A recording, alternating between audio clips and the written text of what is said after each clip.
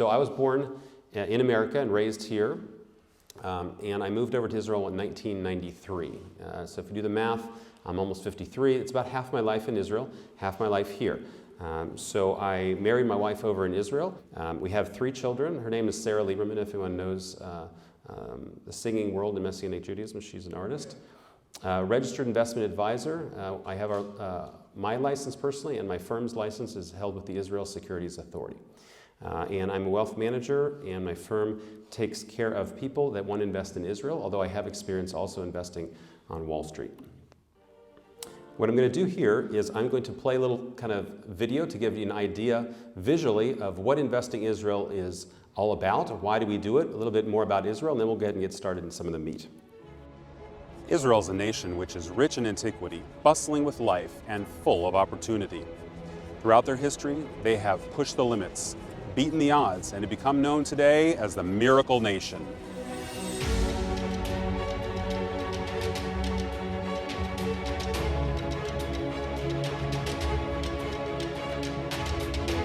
Boasting an economy that is one of the most resilient and vibrant in the world, Israel's open and free market is a shining light of success and sustainability. Even during seasons of global financial instability and recession, Israel's economy remains surprisingly strong, with positive growth. This booming and secure economic environment is made possible by cultivating a workforce of brilliant people dedicated to creating solutions and determined to succeed. Israelis are known for not taking no for an answer.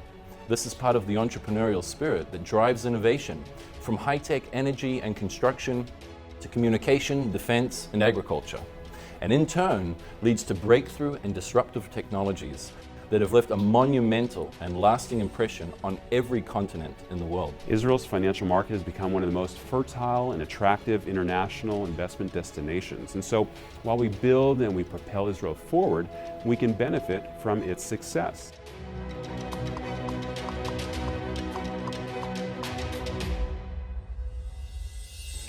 Wise Money Israel is an Israeli investment firm dedicated to serving our clients and caring for their financial well-being.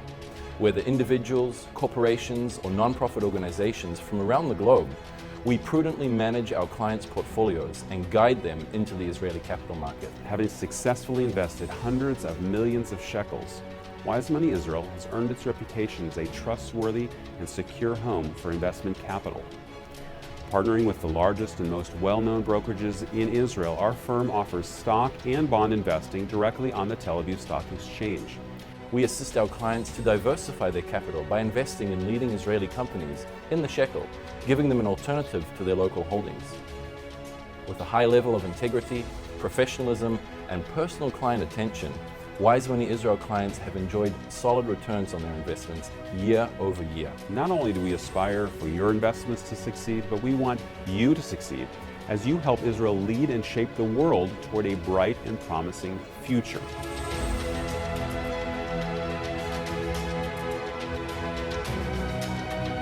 So invest securely. Think Israel.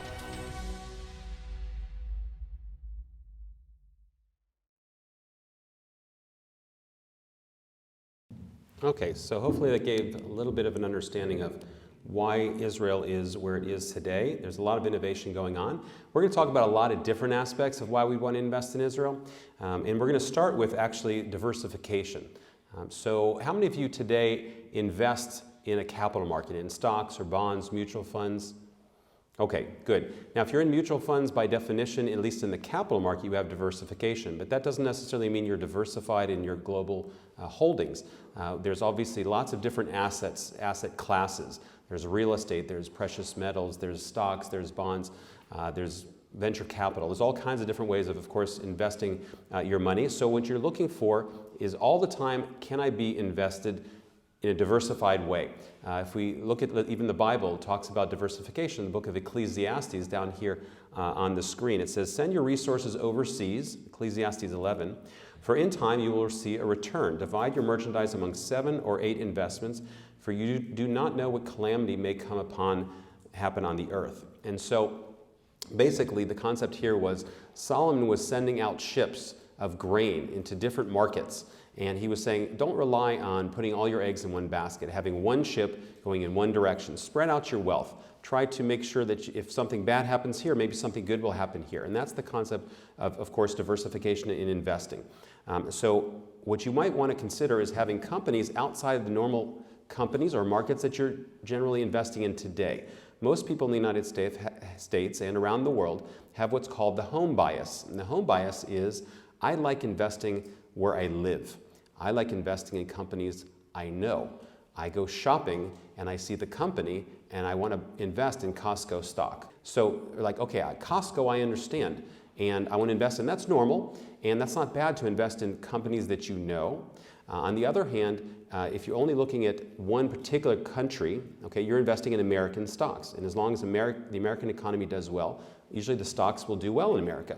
But you might want to think, okay, I might want to invest in a different economy, in different companies. I may want to invest in China. I may want to invest in France. I may want to have a little bit more diversification, globally speaking, in other economies. Sometimes certain economies do better than others. Sometimes the United States leads the world economically, and sometimes, if you recall back in 2008, 2009, America's economy led the whole world downward into a recession.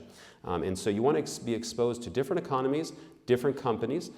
In Israel, we have about 750 companies that you will only see if you only see in Israel if you invest on the Tel Aviv Stock Exchange. So it gives you exposure to another economy, another geography, other companies. Another reason some people want to invest abroad is they want to have some of their money not in the United States. It's called offshore. Now, offshore is not a dirty word. As long as it's legal and you're investing in something legal, this is a way also to diversify, to make sure not all of your dollars are in the United States physically. Over the years, over the last number of decades in the world, we've started to see capital controls being put into place from various nations. As the nation runs into problems, I'm thinking Argentina, Russia, Cyprus, the first thing that they will do is they'll close the borders for capital movement, meaning your money you can't wire out after a certain point, and usually that point is last night. And so ultimately when a country says, we don't want any of their capital going away from us, we need to keep it inside in our economy, okay? Then they'll say, as of last night, you can no longer wire funds abroad. And so some people are thinking of this as a hedge against the possible day that if America runs into enough financial problems, that may be one of the first things that it does. And so having some money in another country, whether it be Israel or another place, could be wise to diversify a little bit, where your physical money is being held. Obviously, geographically, we're the only democracy in the Middle East. So you're getting involved in the Middle East in a way that's democratic, so your money is secured. And as I said, certain companies only in Israel. Now, what are some of the investors that really know what they're talking about saying about Israel? So who's heard of Warren Buffett? Okay, a few of you. Yeah, those that are investing probably heard about him. He's probably the best investor of our generation, maybe even of our century. And he runs Berkshire Hathaway. And basically, they invest in companies. He says, Israel is the best place to invest because of its people. There's no other place with such high-quality people with motivations and abilities, and Israel has a very positive future. So as far as I know, Warren Buffett is not Jewish and not Zionistic, but the first company that Berkshire Hathaway ever bought or invested in outside of the United States was, in fact, in Israel. A number of years ago, there was a company in the north of Israel that he really wanted, and it had great management, great fundamentals, and he paid, I believe, $1 billion for an 80% share in the company. And what's interesting about that, not only did he think this is the place I want to invest outside of the United States, and he's obviously very patriotic, so all his investments were on Wall Street. This is where he ventured out in international world, in the international territories. And so what was interesting is a few years later he came back and he wanted the rest of the company. And so there's another 20%, and he said, you know, I want that 20%. But of course, having bought the first 80%, the price went up because, hey, Berkshire Hathaway owns this company. And so he paid double for the same 20%, the last 20%. So that's real dedication. And again, he's not doing it because he feels a conviction deep down that he needs to support the Jewish people. He's doing it for economics. And obviously, there's other billionaires that are investing here as well in Israel. I won't go over Virgin Atlantic's CEO, but he obviously thinks it's a great place to invest. But also, the multinational firms around the world are seeing the value of the human capital in Israel. This is in technology, in medical devices, in climate change technologies, especially recently, cyber technologies, IT. This is the place to get the innovation. And so all the big tech companies are also focusing now on Israel. In the last 20 years, we've seen a great increase from companies like Hewlett-Packard, Google, Apple. Apple also bought a company a few years ago and put a research center, took the human capital of a chip company, Anabit, for $400 million, bought it, and effectively brought all those people into Apple and created a research center in Israel. Same thing with Intel. Intel develops its PC chips in Israel. So if you've ever wondered why some of the PC chips that you hear about in the next generation chip is called this, called that, Merom, and other types of names, it's because they're Israeli words and because they're named by Israeli developers of the chip technology. Now, they may not advertise that they have a huge research center in Haifa, but they're all focused there. IBM, Microsoft, Google, they're all buying up companies. And so if you're looking for where's the smart money going from these multinationals, it's going toward Israel. Some of the other products that you interface with on a day-to-day basis are in fact Israeli innovation, Israeli technology, and that's really what we're good at. Okay, we're good at finding technologies, trying to figure out how they're going to affect the world. One of the purposes of the Jewish people is to be a light to the nation, and this is the secular version of that. This is how we help the world. Okay, Checkpoint is one of the first, actually the first commercially viable back in 2000, the year 2000. Firewall. So the whole concept of firewalls, which everyone assumes today, every website has a firewall, every company has firewall technology, that's what they do. And they've morphed into a cyber technology company. And so they're one of our flagship companies we invest in. Mobileye technology. When you have sensors on your car that try to figure out are you going into the next lane or not, and then readjusts your steering or does something like the car I have today, which the steering wheel just kind of goes nuts on you.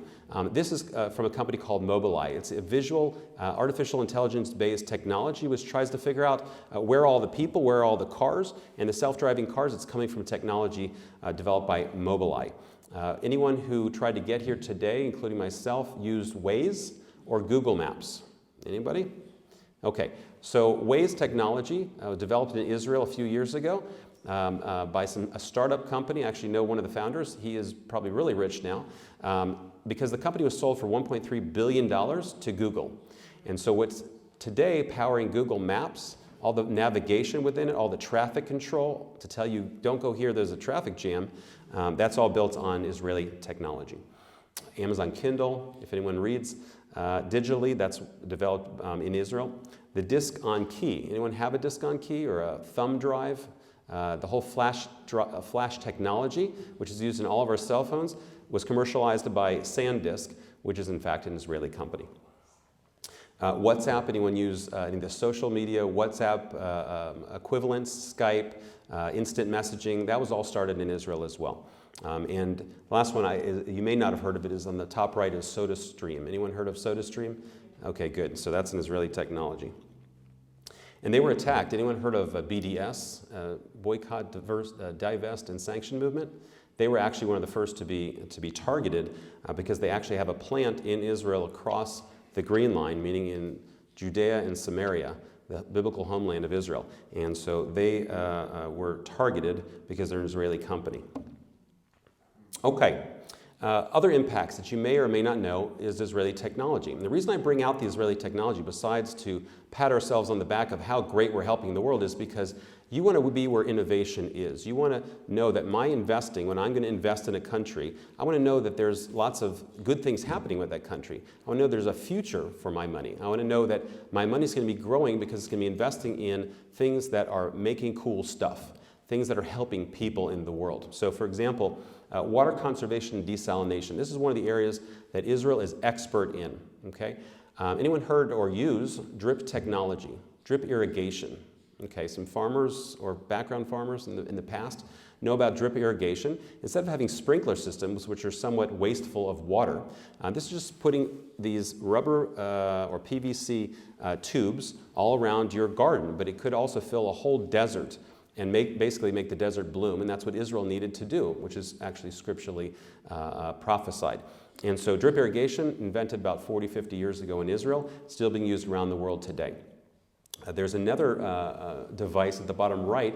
This is a startup company in Israel a few years ago, came up with technology which is about the size of, let's say, call it 4 refrigerators. So imagine taking this piece of furniture, making it too high, and it is literally pulling from the air the humidity and making drinkable water out of electricity. So you plug it in, it sucks in the environment, the air, and from thin air it actually creates water. On the back you have little spigots of water, and so overnight you can get enough water, for example, to feed not feed a village, to give a village water, whatever that term is. Supply the water. There we are. Sometimes I'm thinking a little bit too much in Hebrew, so thank you. So basically, a technology like this, it makes sense, right? You have humidity all the time, sometimes maybe too much humidity in your air, and you're like, how can I dehumidify? Well, they're not only dehumidifying the world, but like in Africa, you don't have potable water, you don't have wells, you don't have the technologies maybe to get the water to the people. You have literally taking water out of the air. Israel is, of course, known for its defense technology. We're a country of 9 million, surrounded by tens of millions of Arabs in 20-some countries that really want our destruction. And so we've had to perfect our military technologies. That's one of the things, of course, that Israel is well known for, is its military prowess, its technologies. Air defense systems, for example. The reason why El Al, or our national carrier, is considered the safest airlines is because they have anti-missile technology on board, and basically is selling that to all the other airlines. And so you're protected because of Israeli technology. Not just physical military prowess we have. Of course, we have Iron Dome. That's shown here in the middle. Anyone heard of Iron Dome? Anyone know what that does? Okay. The last Gaza war was the best example of that. We had we'll call it a war. They're not exactly matched as far as the Palestinians in Gaza are not exactly matched militarily with us, but they do know how to shoot a lot of missiles and get the heck out of Dodge. And so that was causing a lot of consternation, of course, in Israel. And so they developed this Iron Dome technology, which shoots down about 99% of the missiles before they ever reach a populated area. And so it's been very successful. And basically, we won the war in 2014, I believe, with Gaza, strictly because they sent thousands of missiles and only a few even landed inside cities. So that's a great technology that we're, of course, using around the world, and the American government is also very interested in this technology. Medical devices. We lead the world in medical devices. In fact, Nobel Prize winners in various areas, not just peace, but in chemistry and technology. There's all kinds of Nobel Prizes. If I'm not mistaken, 20% of Nobel Prize winners are Jewish. Now, that doesn't mean they're all in Israel, but there's an extremely high amount of Jewish Nobel Prize winners. And our population in the world is about 0.2%. So you can see the ratio is about 100 times what we should be doing. And this is where the innovation is coming to pass. And a lot of it's happening in medical technology. So there's a thing called the pill cam. Okay, this is some of the people in medical technology probably know about this. If you wanted to figure out what was going on inside of you, okay, you could swallow this pill. It's about ½ an inch long. And it has cameras and communication technology wirelessly. And so the doctor can actually even not have to go in and put it in through your mouth or laparoscopic or anything like that. And literally it'll see your whole digestive tract through a camera. So that's pretty cool. And the last medical device I want to talk about is the Rewalk. Has anyone heard of the Rewalk? It's on the left side here. This came out a few years ago, and this is what's called an exoskeleton. An exoskeleton is something that, let's say, a paraplegic could put on himself, like in the movies of sci-fi, and he could actually get up and walk like RoboCop.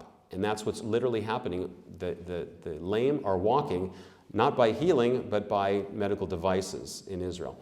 So that's exciting as well. Artificial intelligence, we talked about a little bit, transportation technology, green energy.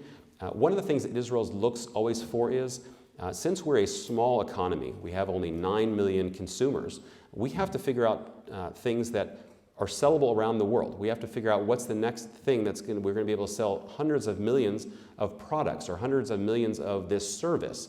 And so that's where some of the medical technologies come from, some of the IT technologies, Skype, voice over IP, cybersecurity. You can sell it in the hundreds of millions or billions of products, discount key. And so green energy has become the next place that technology can help our environment, okay? Whether it be climate change or whether that be oil and alternate energies. And so solar technology, geothermal technology, wind technology, there's a lot of good technologies that Israel is pioneering. In fact, at the latest, I think it's climate change summit about a month ago or 3 weeks ago, our prime minister spoke there and he said Israel is going to be the climate change technology leader of the world. And so the government is committed to it, and we've seen a lot of IPOs, initial public offerings in the Israeli market recently, more IPOs than we've seen in the last 6 years, and a lot of them are in this, or a number of them, a lot more, are in this space of climate and green energy technologies. So those are some of the good reasons to kind of understand, okay, I want to be in a place where there's innovation. I want to be in a place that's growing, a place that's revolutionizing the world, okay? But there's also very solid reasons. Those are more on the exciting, sexy technologies, okay? And that's a great place to be investing-wise. But there's a lot of very solid reasons to invest in Israel because of its economy. When you look at all these countries that you might want to invest in, we talked about diversifying. We talked about looking outside of your country. You want to look for a country, whether it's Switzerland or Argentina, you want to look for a country that has a strong economy. You could invest in the best Argentinian company, okay, doing the best technologies and get the best management, and fundamentally it's the greatest company you've ever seen. But if it is in a country that might nationalize your technology, your company, and there are some countries that in fact do that, or has bad policies regarding inflation, regarding capital controls, regarding taxation, regarding just the management and corruption of a particular country, you want to stay away from those countries. You want to look for good economies, not bad economies, when you decide where you're going to put your money. And so Israel is unique in that it's a small economy. We only have 9 million people, as I said, but on spec, it's one of the best economies in the world, and I want to show you that. We are ranked AA- by Standard & Poor's.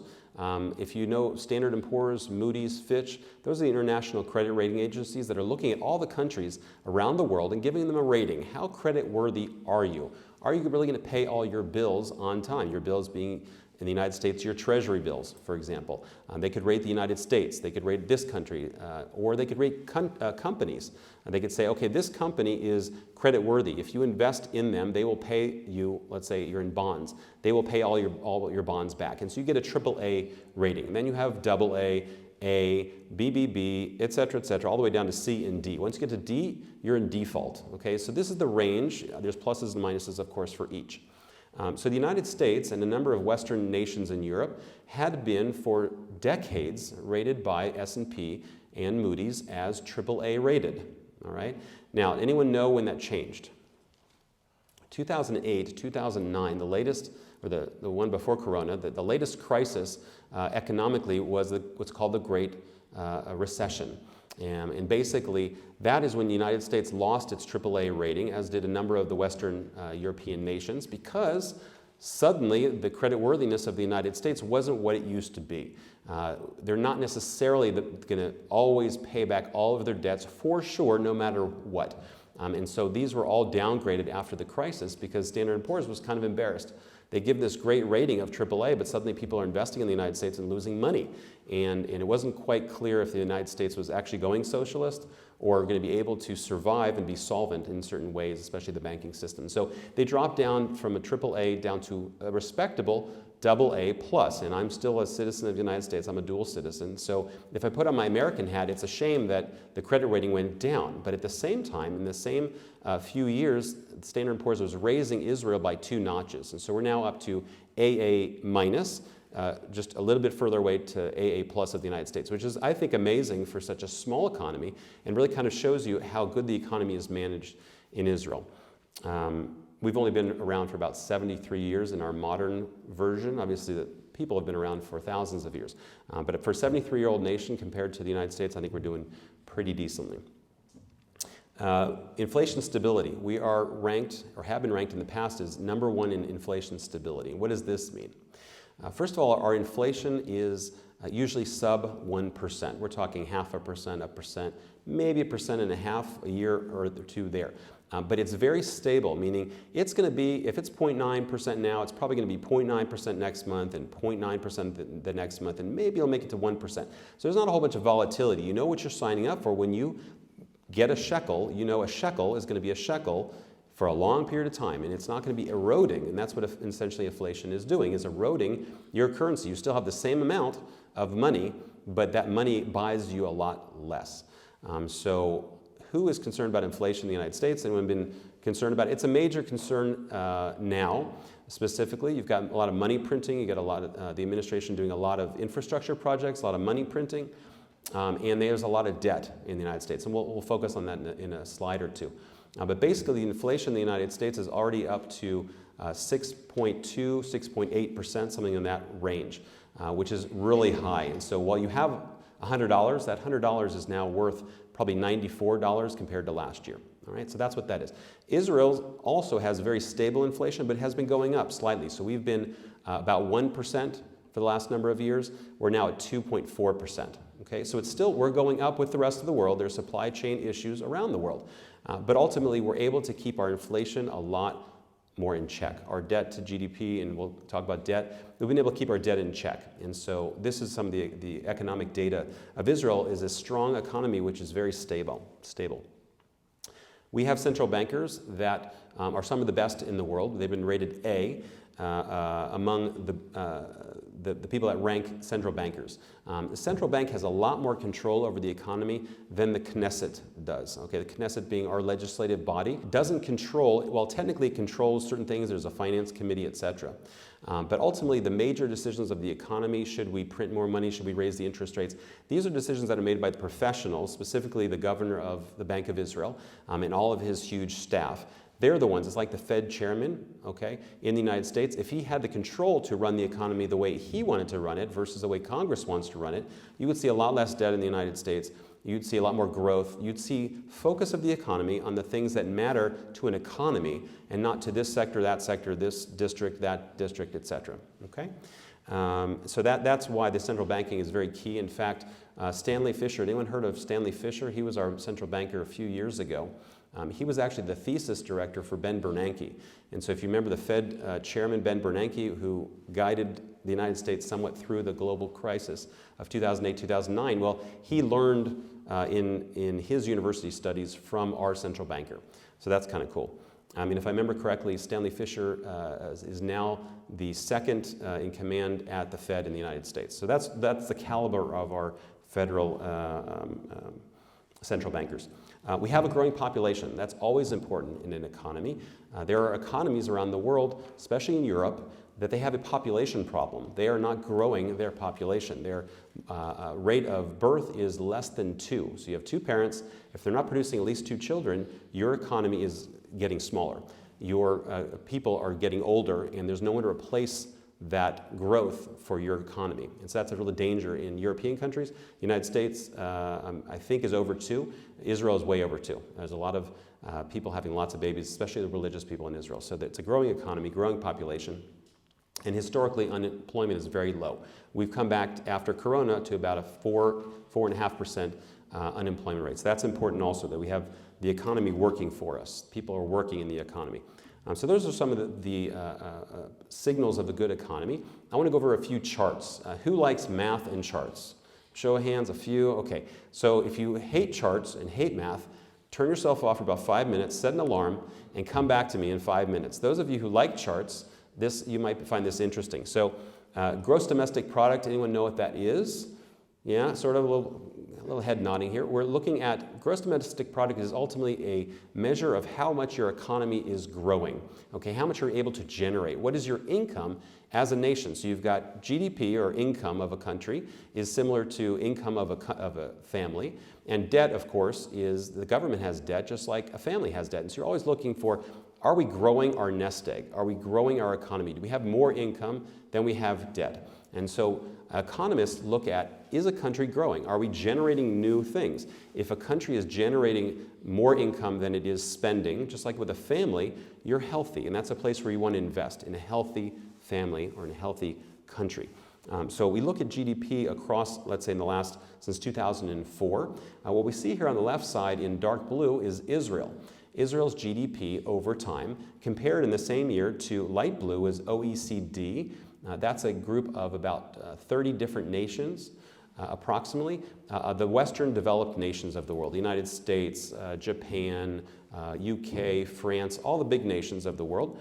And the average of them is in the second column of each year. And then the third is, of course, the United States in light blue there, gray. And so what we see is, in general terms, every year, the GDP or the income of Israel is growing at a faster rate. We're at about 4%. Okay, this last year in Corona, we grew by 7% in the Corona year. This year, in 2021, after the Corona year. Next year, starting in a month, we're projected at 5.5% GDP. So this is way above the averages of most of the Western nations and developed democracies of the world. What's quite interesting, of course, the United States is somewhere in there with the averages of the OECD nations. But I think the most stark thing that your eyes have probably already gone to is, when does an economy shrink? When do we see contraction? And of course, we saw contraction in 2009 around the world. And that's really, when we talk about the global recession, that's what we're actually focusing on. Did we grow as an economy? Were we expanding our balloon? Were we making more products? Were we getting more prosperous? Or were we contracting? Were we shrinking? Is the economy getting smaller? Are people out of work? They have less spending money? And this is the contraction that we saw in 2008 and 2009, called the Great Recession. Now, anybody know, it's a quiz now, sorry, I like to see if people know what recession means from a technical perspective. Anyone know what a technical recession is? Okay, a technical recession, yes, Joe knows. 2.5% GDP or less? Close. 0% or less, meaning negative growth or contraction for 2 consecutive quarters. If you go to zero, if you go below zero for 2 quarters, that's now consistency. You're consistently shrinking over time. And once you do that, once you hit that, it's called a recession. That's why the global recession of 2008, 2009, there was multiple quarters of negative growth or contraction. And that's what we saw around the world, except in Israel.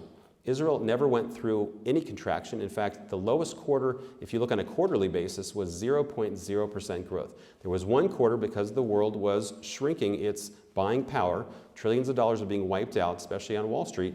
What we saw there is Israel had continuous growth. In fact, we can see on a yearly basis, we grew by about 1% that year still. And so it's somewhat of a misnomer when we say Israel went through the global recession. It did, it just didn't go through with recession. Does that mean that the stock market stayed at the highest levels? No. Stock markets sometimes are in sync with each other around the world. But what it does mean is, when the crisis is over, meaning 2009, about March of 2009, when people saw, okay, we can see the end of the tunnel from here. We can see the light at the end of the tunnel. Then is where it shows out those countries that were able to survive, those countries that continued to grow and not contract, those recovered really well. So while our stock market went down, just like Wall Street's went down, because our GDP was strong, because our economy was strong, that's the place people started to reinflate and rebuy securities. And so we saw an 89% recovery in the stock market that year. So that was the best time to invest, probably in the last 10 years, was of course at the bottom, if you had the fortitude to invest, if you remember those crisis times, at the bottom, because you would have seen the greatest recovery in one of the best economies in the world, in Israel. And then, of course, during Corona, we saw, of course, contraction here. Israel went down by about 3%. The rest of the world went down by about 4 to 6%. So that was also, when you look at the economy, you want to see not just how well they're doing in most of the years in the last 20. You want to see, okay, if we're going to go through another crisis, I want to know my money's secure. Is my money secure in Israel? I get questions like that all the time, whether it be from the military perspective, the security situation, or from the economic situation. Is my money secure? And so you want to see, did the economy tank during crises? And I think we have 2 good examples where it did not.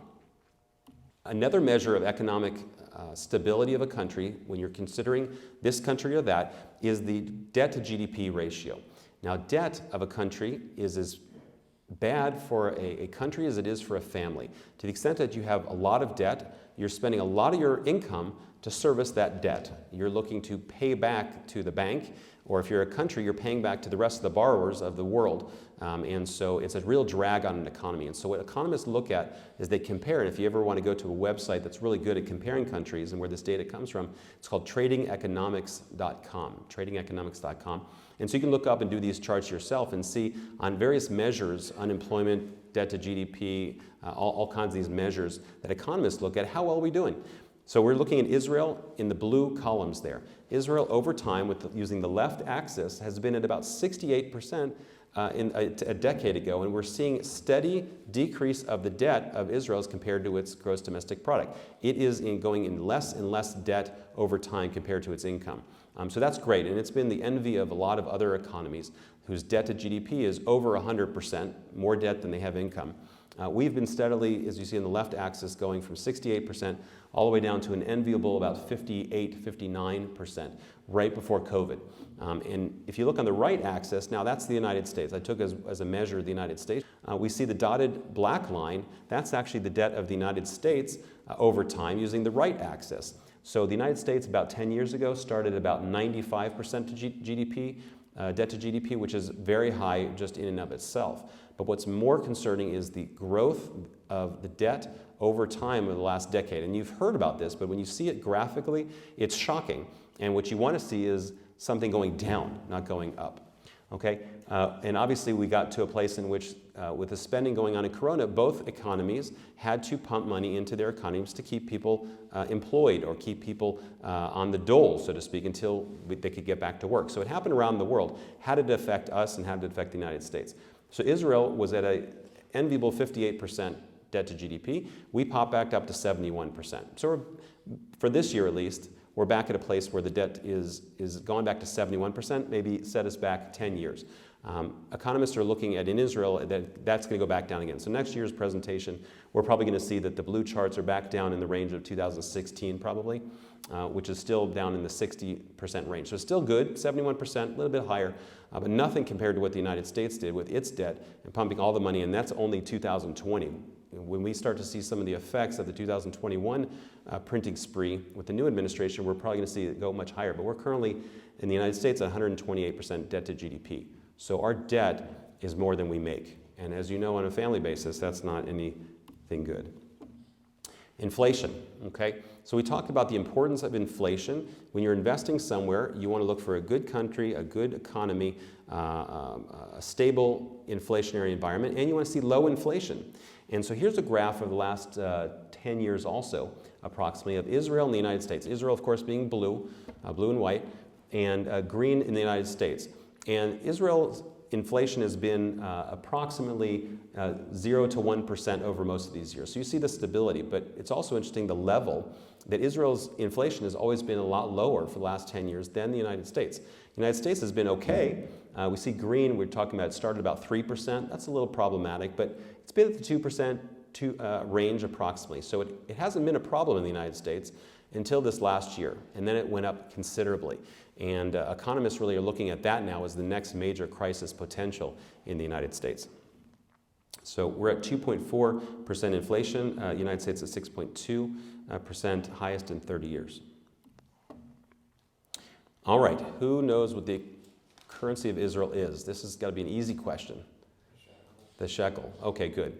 The new Israeli shekel is a very, very strong currency, and I wanted to show you with just one chart why economists believe that the currency of Israel over the last number of years has been one of the strongest, if not the strongest currency in the world compared to the basket of world currencies. So we're here comparing over the last 20 years, how has the shekel done compared to, let's say, the dollar, okay? The shekel has grown 60% in the last 20 years against the US dollar. Now, what does that mean?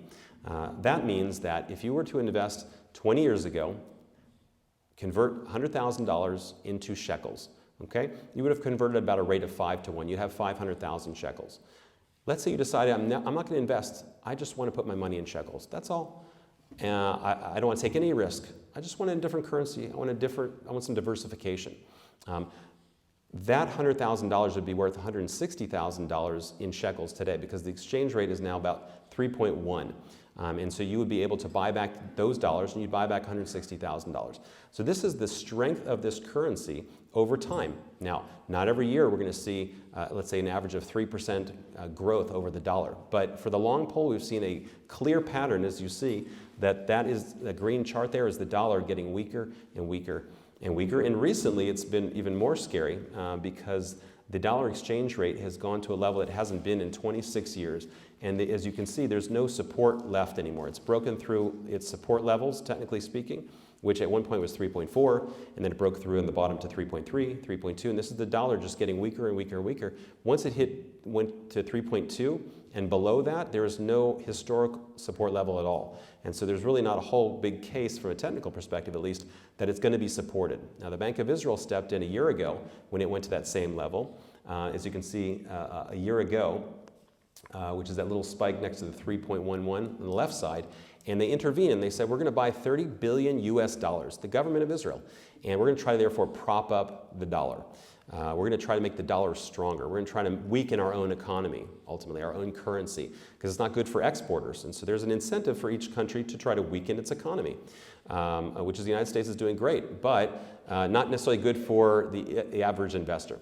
But after a year, those $30 billion, which is a lot of money for Israel, has expired, and basically they're out of ammo. So they're either going to do another $30 billion or basically just let the shekel continue to get strong. If we look compared to another currency, the GBP, the UK sterling, that's a currency which, of course, has had its own reasons for being weakened with Brexit, etc. But we see there, compared to the shekel, that the shekel has strengthened 107% over the last not even 20 years, since 2007. So we see a lot of growth from the Israeli shekel. I think that's one of the main reasons I think people are investing now in Israel. They just want to be in the shekel. Just get me in the shekel. I want to have some money diversified out of the dollar. I don't trust the dollar. I don't trust the inflation. I don't trust the administration. I want to get some of my money into a different currency. And that's why they're investing in Israel.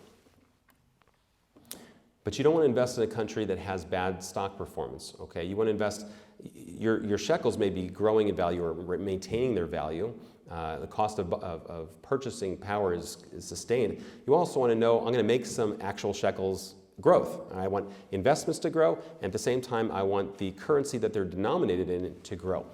So here's a chart. If we look over the long pull, about 20 years almost, we see that we're very competitive with the United States market. This is the Tel Aviv 125 index, which is similar to the S&P 500, if you've heard of that. That's America's index of the 500 large cap companies in the United States. So we're keeping up our own here. Sometimes we'll be above, sometimes we'll be below, but we're definitely doing well from a stock performance, and recently so much more after COVID. Compared to some of the European nations, it's far and above a better place to invest from a stock perspective. So on the right, you have the UK, hasn't been doing very well over the last 20 years or so, and European stocks even worse.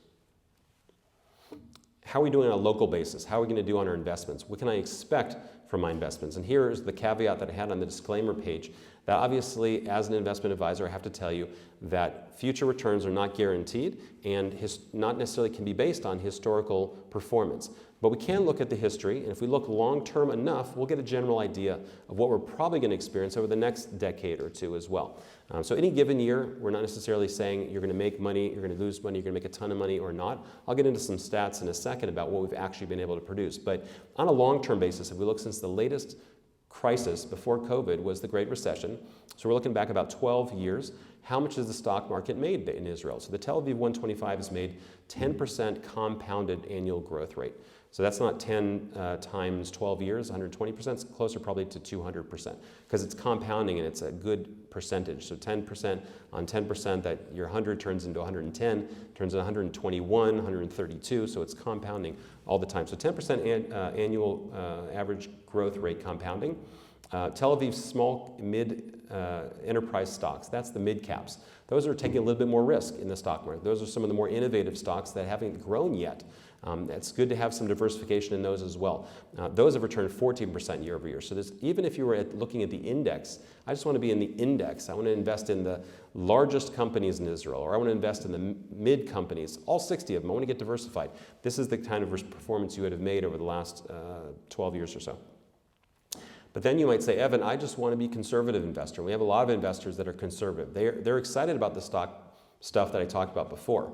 But they're like, I really like steady growth. I'm in the shekel, I'm in Israel because I want to make sure my money is secure. I may take a little bit of risk, maybe 20% in stocks, but I want to know my 80% in bonds are doing well. So this is the Tel Aviv 60 bond index. Those are 60 of the largest corporate bonds in Israel, and that's returned about 6% average annual growth rate. Now, that doesn't mean today you'll get 6% in bonds. The interest rate of Israel is 0.1% for government bonds. So corporate bonds are about 3%, sometimes 4%. We're not necessarily seeing what we've seen for the last 12 years when interest rates were normal. Interest rates are probably going to start coming back up in Israel like they have in the United States already, so we're going to see better yields coming, and hopefully we'll get back to 6-7%. Okay, let's review, because I'm going to go into a little bit different information, and then I'll take some of your questions. So let's review. Why would we invest in Israel? First, we're looking for diversification. That's key. Get your money into different pots. Don't have all your eggs in one basket.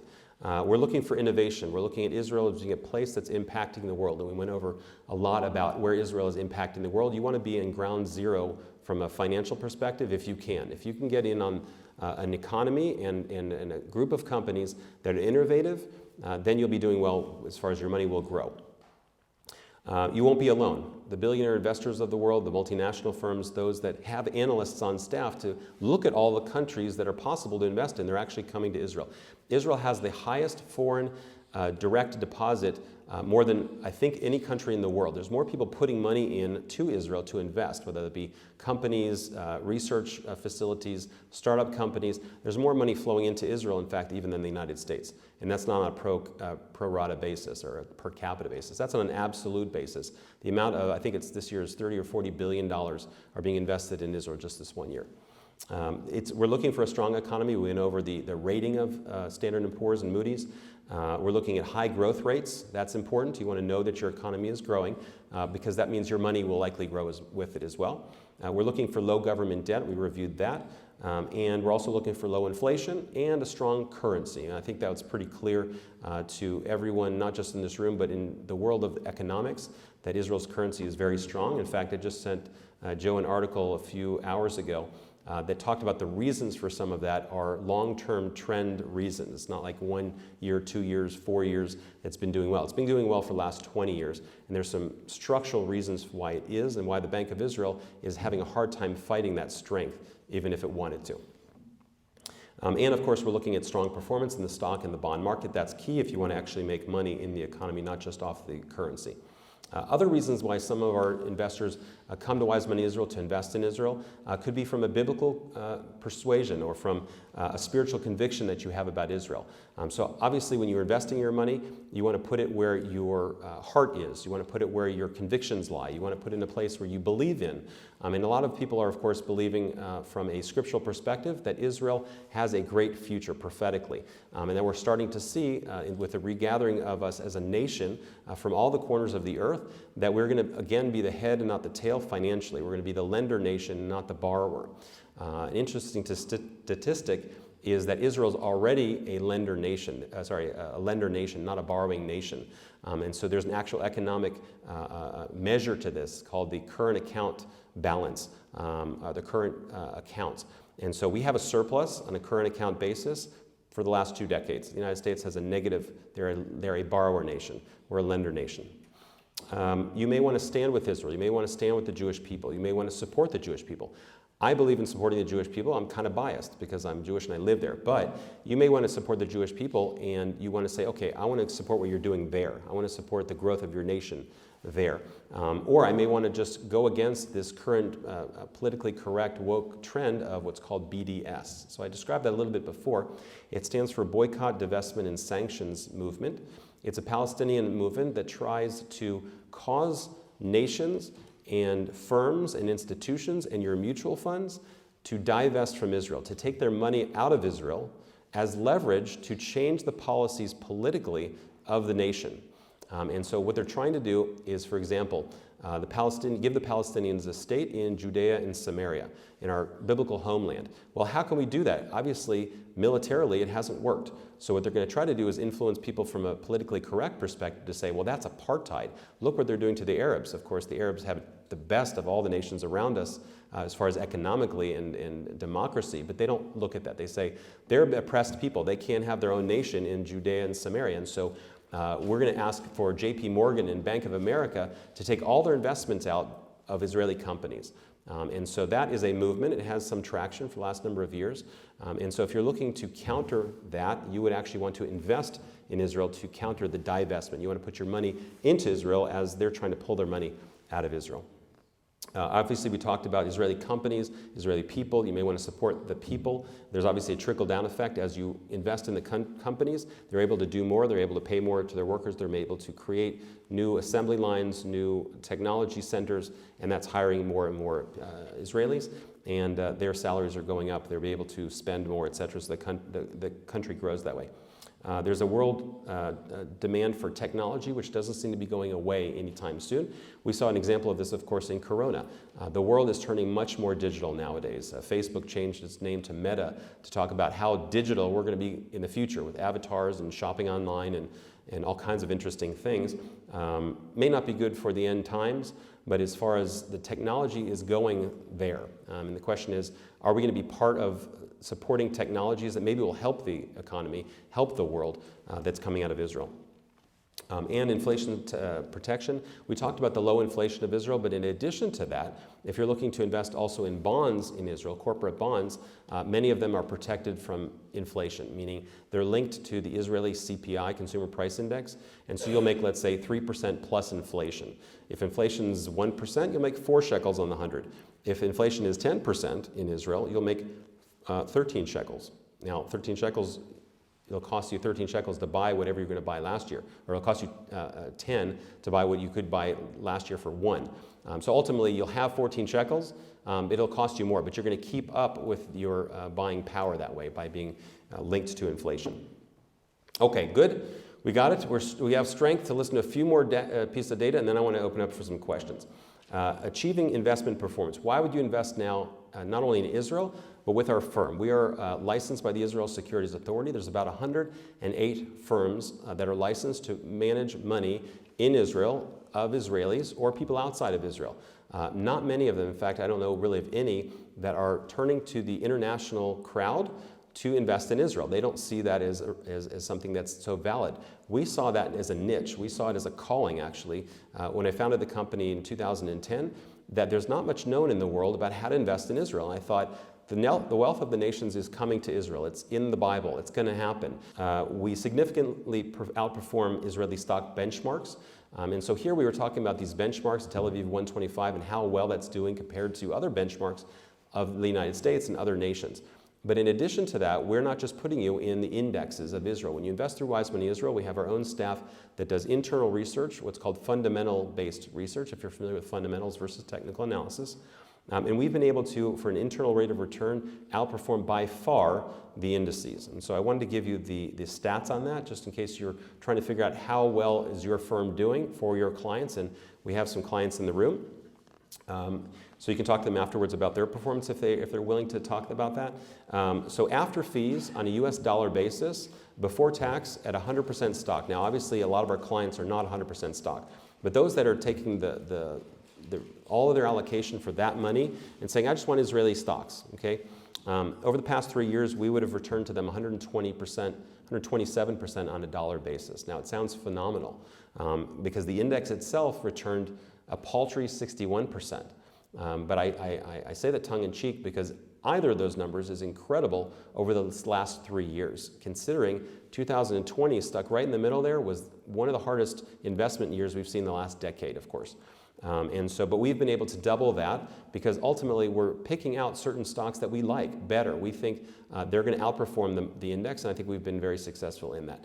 Also, as a discretionary portfolio manager, that means we're able to, based on your guidelines, make decisions on a day-to-day basis. So we were having, I don't know about fun, we were enjoying the process of making people money during the COVID year because there was a lot of fear in the market, especially in the stock market, and we were seeing swings this way and that for many months. And so we were able to strategically time the purchase of our securities that we wanted to buy, and so we actually ended the year in about 10% in the positive, versus the index itself ended the year in Israel about a -3%, depending on the index, -11%.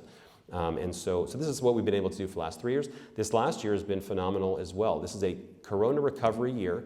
And again, the crisis was terrible on a human level. On an economic level, it was also very painful. But once the market sees that the risk is taken out, that we can see the end of this, especially when the vaccine came out, whether you believe it is good or not, the world does. And the world saw people can go back to work finally. And so the economic light at the end of the tunnel was started to be seen in late 2020, and so the market has been roaring both in the United States and in Israel. So we've seen the Tel Aviv 125 index over the last, just in 2021 alone, the last 11 months make 27%. We have earned 38% for our clients. We're still beating the averages, and we're very proud of that. Our general philosophy is a buy and hold philosophy. So if you're investing with us, we're not traders. We're not looking to go in and out of a security just to try to make a little bit more profit. We don't think that that's profitable over time. Even the Bible speaks of long-term investing in the book of Proverbs. It doesn't look kindly upon quick profits, but it does look kindly on long-term gains, putting some of your money at risk so as to get a good return. We also obviously monitor your portfolio on a daily basis. We speak Hebrew and English. Why is that important? English, of course, for you. All of our staff speak English, so if it's customer service, if it's reports, if it's our platform where you go online to see your account, all that is done in English. We work with brokerages that have their contracts in English. All the sign-up process is in English. All of our correspondence with you, when we do video calls to find out how you're feeling about your investments, do some regulatory work with you to every year check in to make sure that we have the right risk policy for you. It's all done in English. Why is Hebrew important? We're able to be there locally to understand what's happening with the companies. A lot of the news of the Israeli capital market, of course, is local. It's for local consumption. Most of the economy in Israel can't fathom why you would want to invest in Israel because it's such a small economy. But you have a conviction. A lot of people have a conviction. I want to find out what's going on in Israel.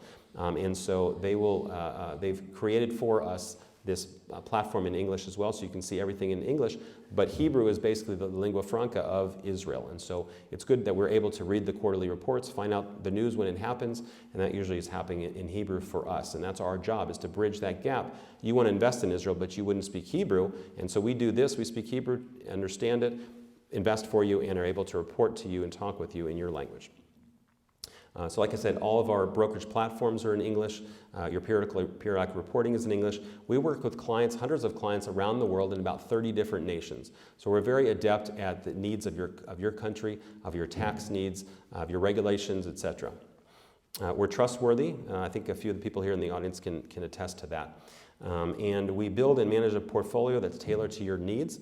If you're coming at it from a spiritual perspective, you'll be glad to know that we have a biblical responsible investing policy, which is we're not going to invest in any stock that we feel like is going against biblical values. And so there's a screen that we put on all of the securities we make, whether it be pornography or alcohol, cannabis, abortion, these sorts of things. We're looking out for those, and we're as good a company as it may be, we take that out of our screen. When we look at those 600 companies and all the fundamental analysis, we also apply this screen to make sure that none of that is in our portfolios.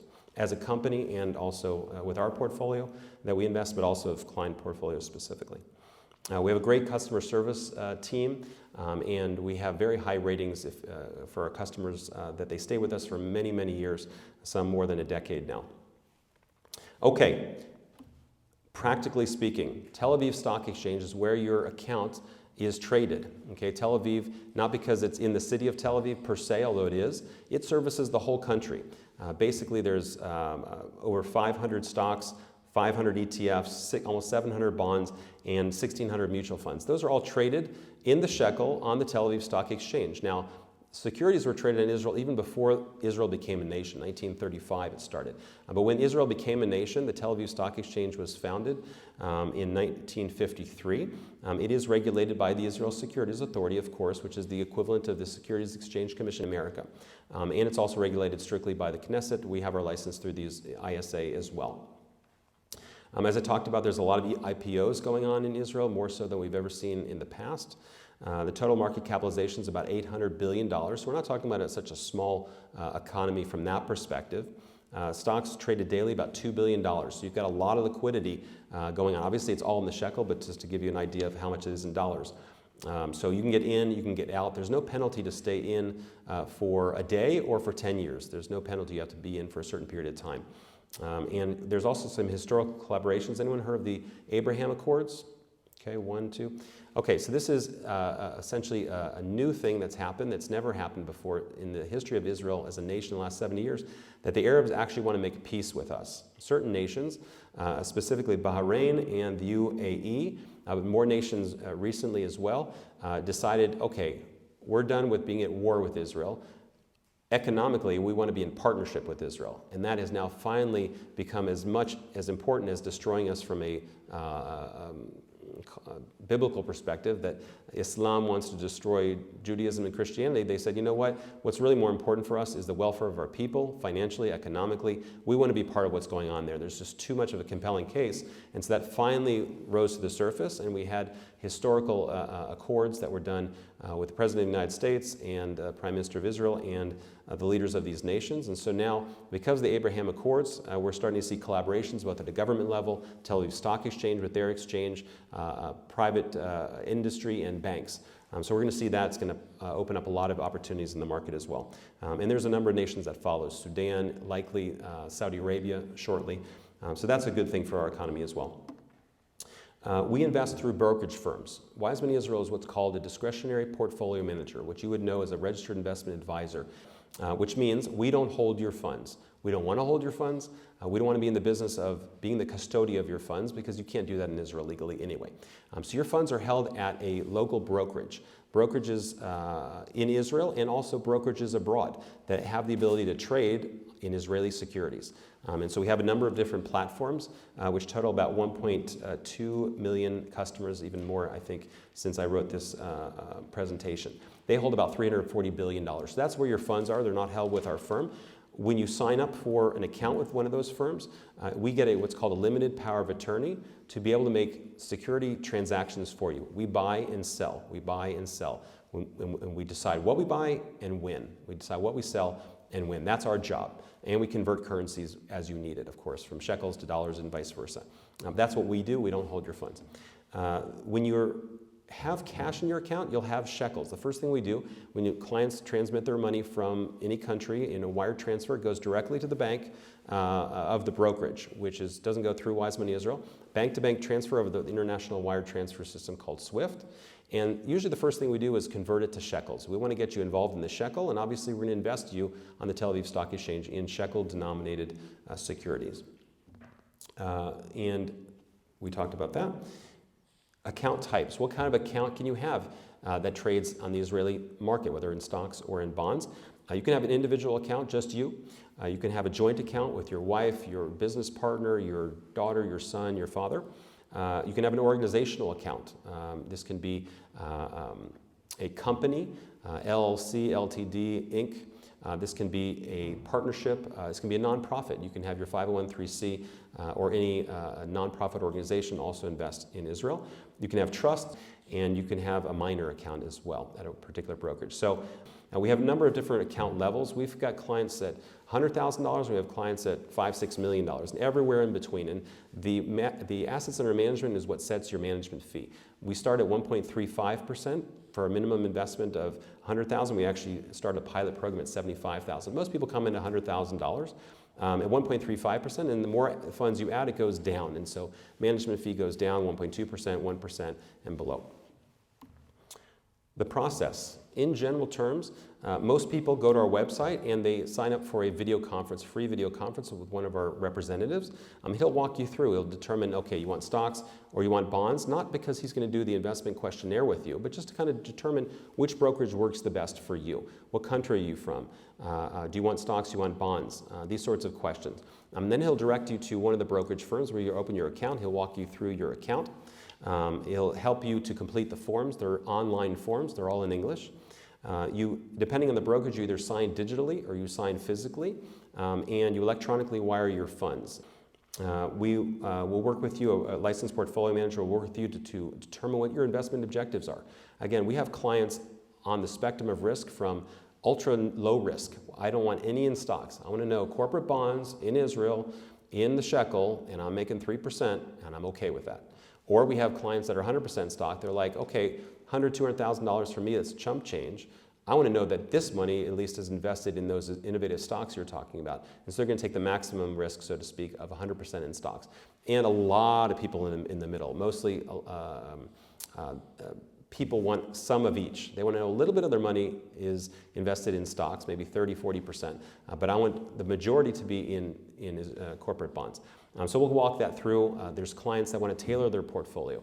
I want to really be in that innovative technology sector of computer technology, or I want to be in the cyberspace, or I want to be in oil and gas exploration. There was, if you know, oil and gas was discovered, natural gas in Israel.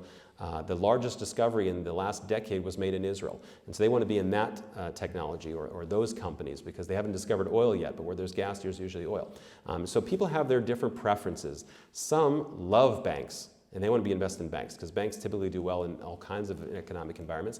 And some say, you know, I hate banks. Banks is what brought down the economy in the United States in 2009, and they're always charging me fees. Please don't invest me in banks. And so we have all this ability essentially to tailor the portfolio to your needs. And that's one of the benefits of having a portfolio manager versus a mutual fund. All right, on an ongoing basis, we're in contact with you usually once every 6 months by video conference. We send you quarterly reports. You'll get reports also from the brokerage itself. We're available 6 days a week. We work Sunday through Thursday, but also on Friday we have a representative available as well for you. So when you want to invest, this is the last slide. Thank you for being patient with all this information. What would you do next? If you'd like, you can just talk with me after the presentation, give me your email, and I'll follow up with you and I'll answer any questions that you have more on a private basis, or leave me your phone number. You can also scan this QR code and go to our website and you'll read all about what's going on and how you can do investing in Israel. There's a lot of articles written over the last 10 years that you might find that interesting as well. Or you can set up a video conference call with one of our representatives there. So, having said that, I want to challenge you to think about investing in Israel. When you're thinking about investing securely, I think I've laid out a number of reasons why you might want to consider this for part of your portfolio. Thank you for your patience. What I want to do at this point is I want to give us a bio break of 5 minutes. The restrooms are here, men's and women's, and give you a chance to finish off those cookies. Otherwise, I got to take those back to Israel. They're not going to like that on the flight. So please go ahead and stock up. I want to have a time of question and answer, and then after yours, you're free to go. Thank you very much.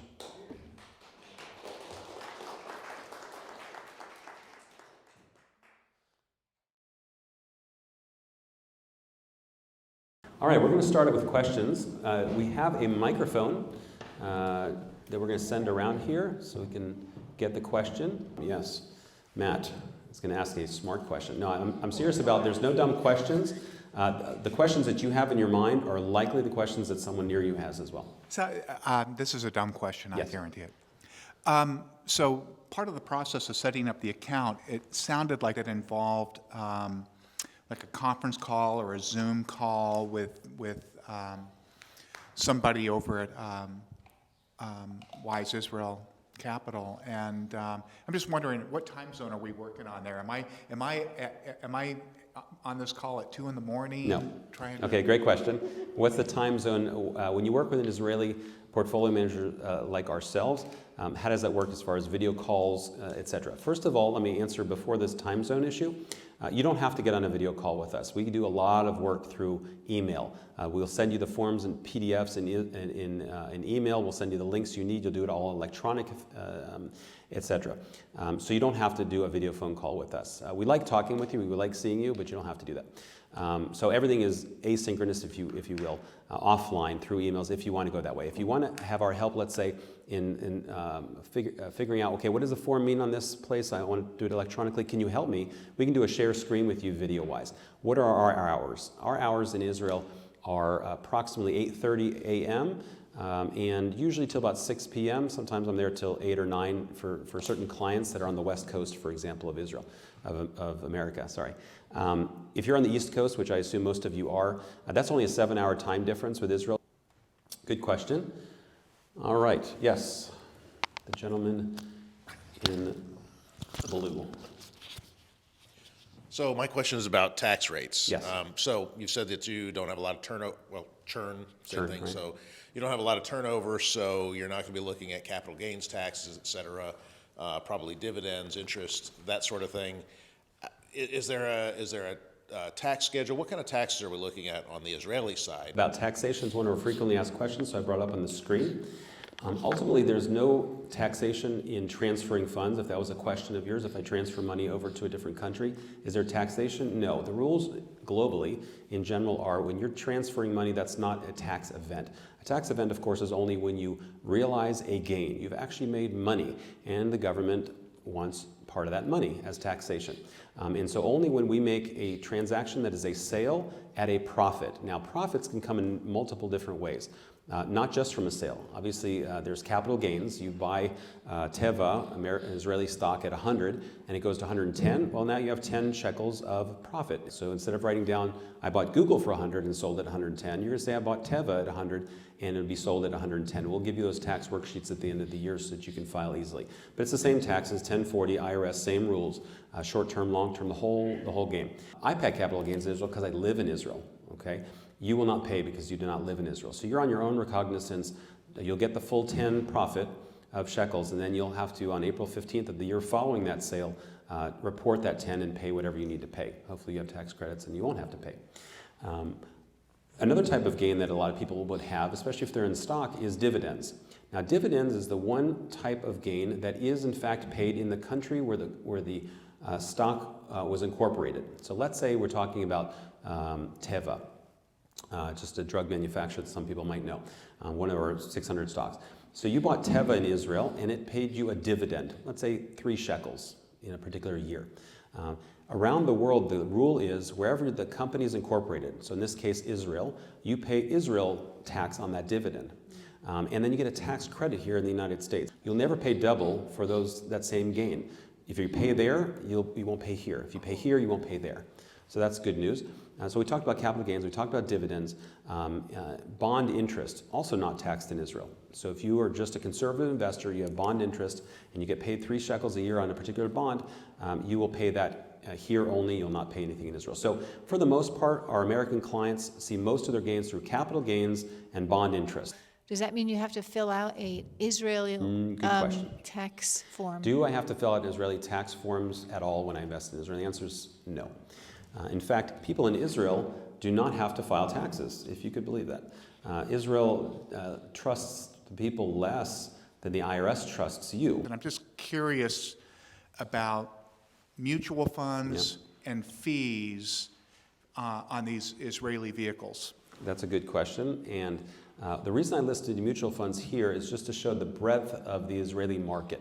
There's more mutual funds in Israel, and not per capita, but in Israel on an absolute basis than there is in the United States. And it just because there's a lot of ways of slicing and dicing the world market, and mutual funds are a way that the public likes to invest. But we don't actually invest in mutual funds in our managed accounts, and some of the reasons you listed. Basically, a mutual fund is, who has mutual funds or who understands what a mutual fund is? Maybe I'll go over it for a minute. Basically, an aggregation of stocks or an aggregation of bonds that is managed by a portfolio manager like myself for a fee to effectively give you, let's say, exposure to global stocks, exposure to large cap American stocks, exposure to technology stocks on NASDAQ. That's what a mutual fund is doing, but it's not just tracking to an average. That's an exchange-traded fund.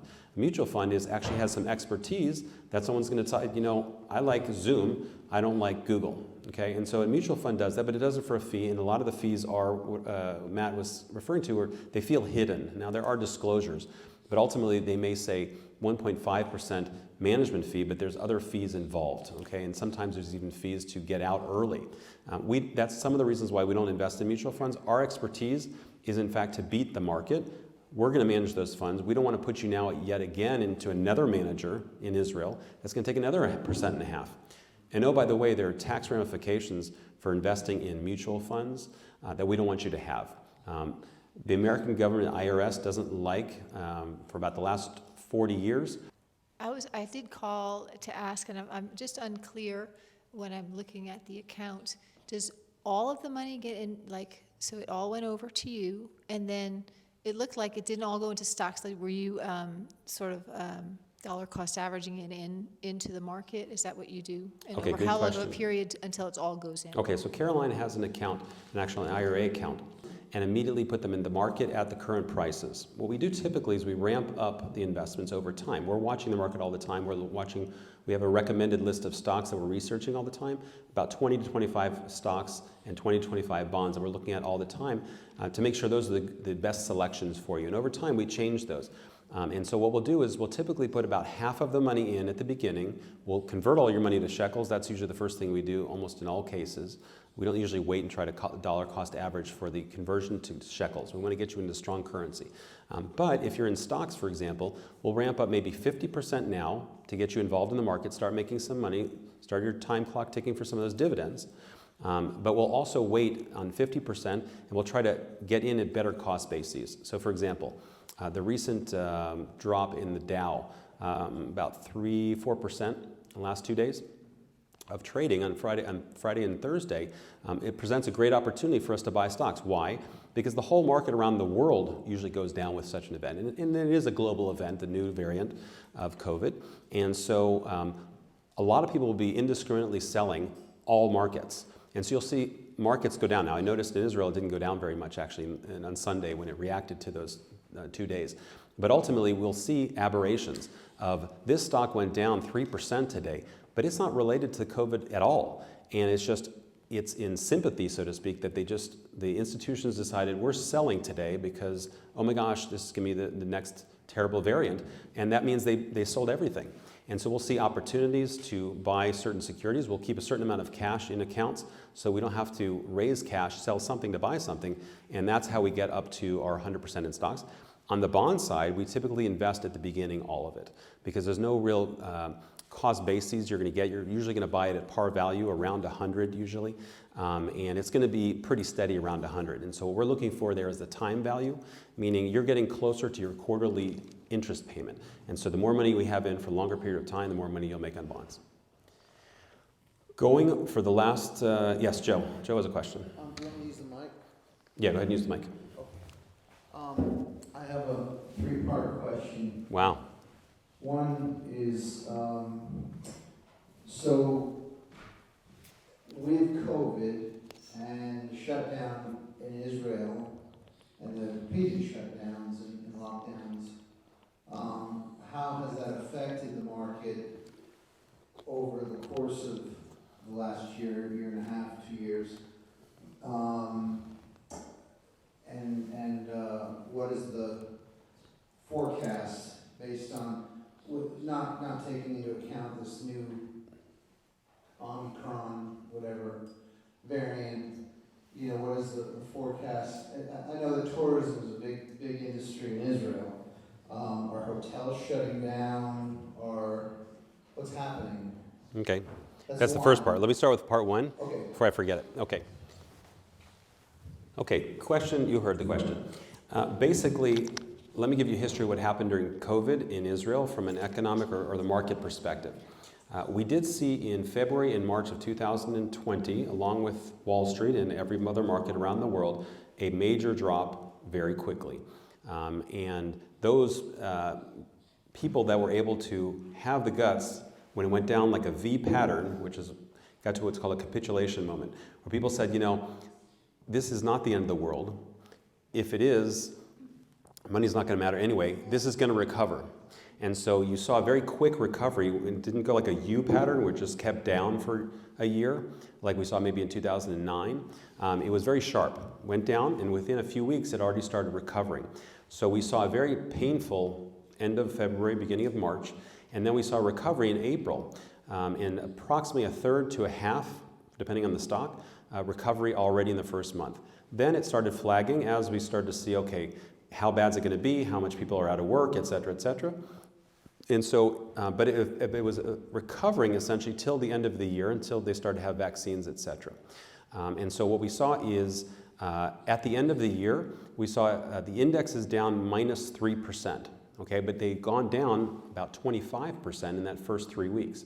So there's very painful going down, came back up about 50%. The rest of 50% was made back up in the next ensuing 8 to 9 months. The indexes recovered in 11 months, and so if you were able to ride through 11 months of some ups and downs, which were painful, especially the more you had stock, the more that was volatile, you recovered your money, and since then the market has gone up about, I want to say about 30% since the end of 2020. So that's what it looks like. Our portfolios have performed even better than that because we were able to buy on the way down and on the way up. Does that answer the question on COVID? That answers that question. Part B. Part B. I don't remember. So the so our stock exchange has been just going bonkers. You know, I don't know what you call it when the value, the PE ratio, price to earnings ratio is just skyrocketing. I mean, like Tesla's 1,300 times PE. You know, are you seeing that kind of growth, crazy growth over there in Israel? And is the Abraham Accords opening up new markets? Okay, good. I'm going to give you a little bric-a-brac. Who knows what a PE ratio is? Joe knows. A few people. Price earnings, good. Okay, good. Everyone knows, so I don't need to kind of describe, but for those that didn't raise their hand, basically, how much are people willing to pay in stock price for a unit of earning? So companies, basically, if you own a stock, you're a part owner of the company, you are entitled to their earnings. Whether it comes out in dividend or capital gains, you own part of the company. You might own 1/millionth of the company. You might own 1/billionth of the company, but you're a part owner, therefore you own those earnings. How much am I willing to pay for those future earnings is what the price will be. So let's say I own Google, and I'm willing to pay $100 to see $1 every year. That would be 100 PE ratio. I'm willing to pay 100 times what I'm going to see in a year. Now, why would I ever do that? Because I only see after a century my money back. Well, the concept is I'm willing to pay 100 today to get $1 earning today because I know tomorrow they're going to earn, or next year, they're going to earn $2. And now my PE ratio is 50. I'm paying 100 to get 2. And if you do the math long enough, especially the growth companies, you're going to see that I'm going to be making 2 this year, 4 next year, 8 next year, and in 5 years I've returned my money, and then it's going to keep going up. And so how much am I willing to pay? How much risk am I willing to put into my own money to get that unit of earnings? And so price earnings really kind of shows how much people are euphoric about, I just want that dollar of earnings because I know it's going to go up. And they're willing to go nuts on paying a lot of money for a small amount of earnings. So when you look at a market or you look at a company, you're looking at its price earnings ratio as a measure of, are people going nuts to get this stock? Is it like flying off the shelves, so to speak, in the supermarket?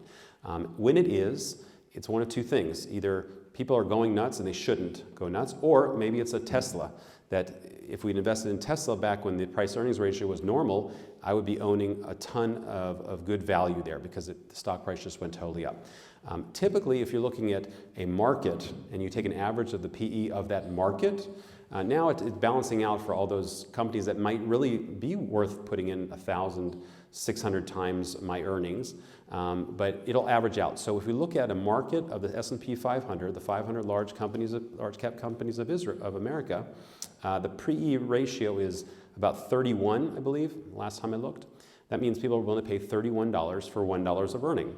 How does it look historically? Are we looking at a bubble market or not?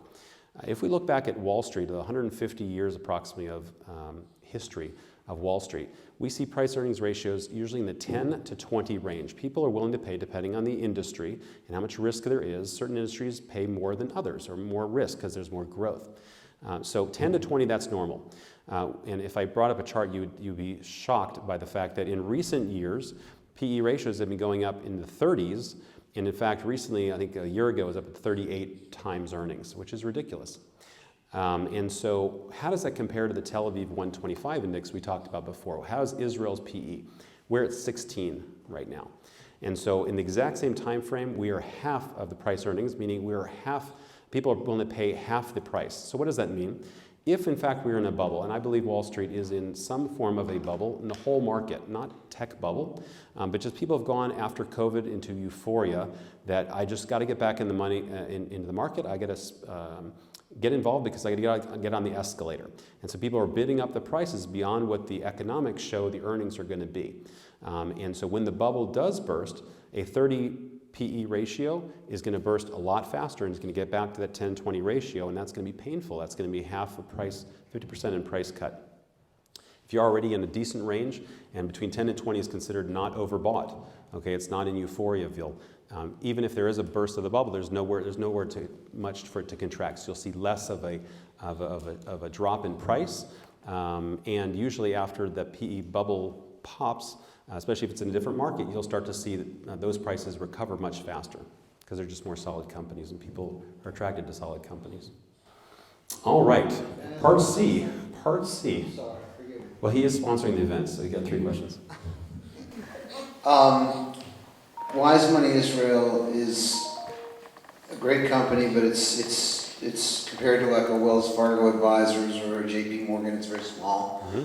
And you're here on vacation or business and vacation the last couple of weeks. Yeah. Who's running the shop, and I know when you're in Israel, you're on top of things, but how do we know when you're traveling that things are being done? That's one. Okay. And the second part of the question is, Lord help me, just my mind. Let me start with part C. Okay. Wise Money Israel is 5 people.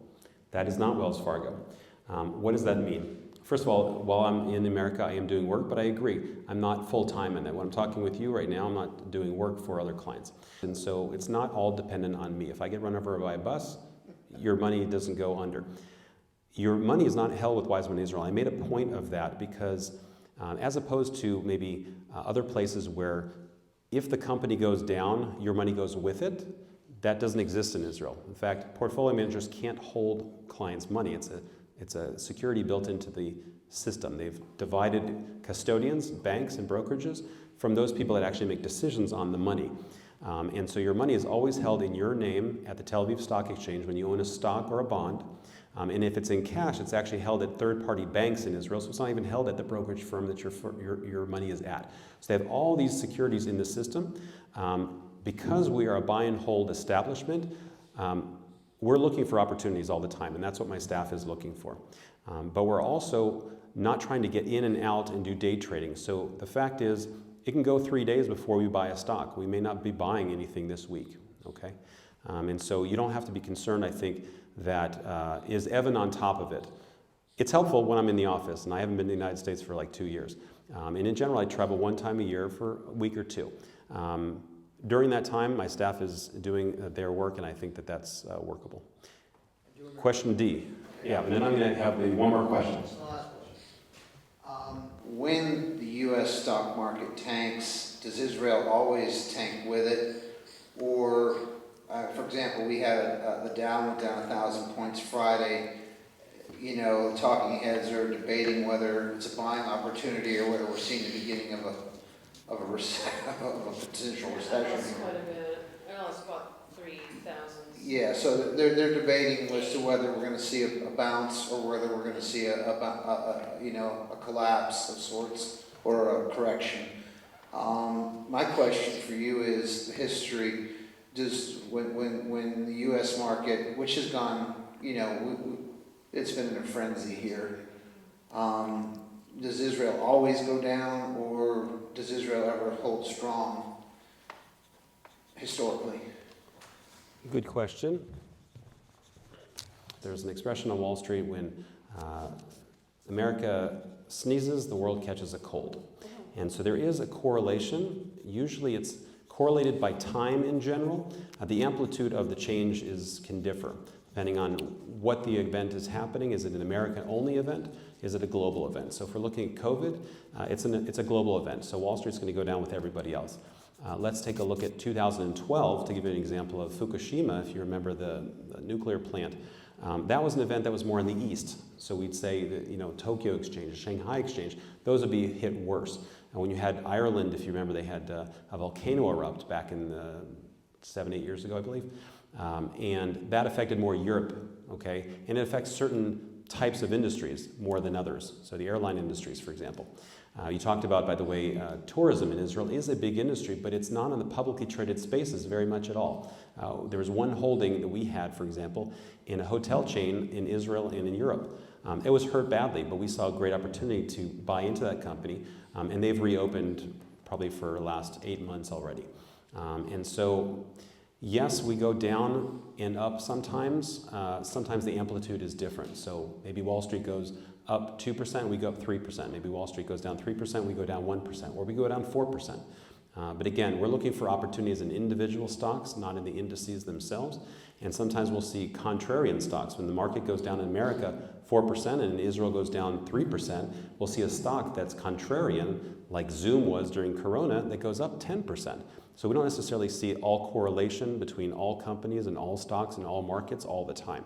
We see market indices generally trend with each other, but the strong companies over time will bear out and they will be the winners. Thank you very much for coming. Joe, do you have something final, or